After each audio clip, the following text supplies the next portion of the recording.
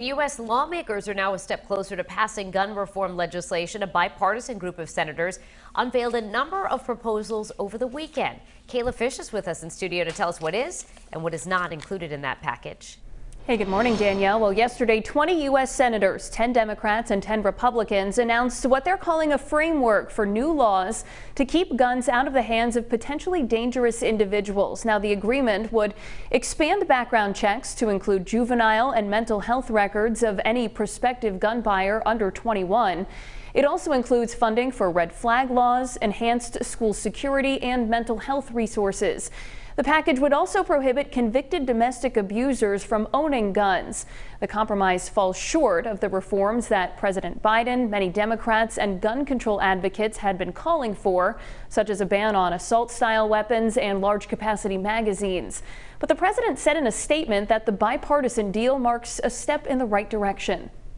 If it's life-saving and can make a difference, and they have bipartisan support for it, then we would welcome it, even though it won't be everything that we want.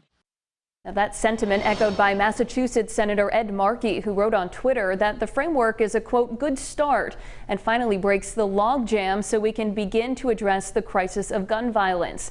He also went on to call on more Republicans to step forward, reject money and influence from the NRA, and support efforts to further prevent shootings and save lives.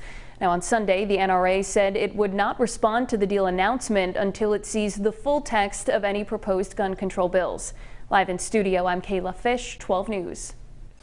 Latest out of Washington now, a bipartisan group of senators has announced a deal on gun reform. The president says it would be the most significant gun safety legislation to pass Congress in decades. Kayla Fish, live in studio this morning with all the details. Kayla. Hey, good morning, Patrick. Well, on Twitter, Rhode Island Senator Sheldon Whitehouse said, quote, we need real action to halt the grim regularity of gun violence. He added that he was looking forward to reading through the new details of this proposal. Now, the outline and legislative language has yet to be finalized, but the proposals, endorsed by 10 Republicans and 10 Democrats, represent a noteworthy but limited breakthrough with enough support to move through the divided chamber.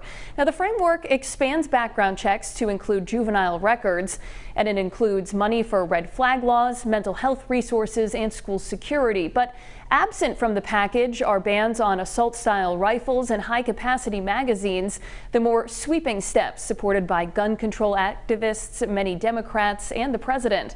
Sunday's announcement coming one day after protesters gathered in several cities to demand stronger gun laws. Our message isn't that we hate all guns. It isn't that we are against the Second Amendment. It's to keep our communities safe.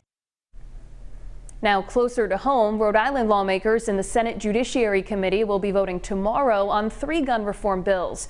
They include a ban on high-capacity magazines. It would also raise the age to buy a gun from 18 to 21 and make it illegal to carry a loaded rifle in public.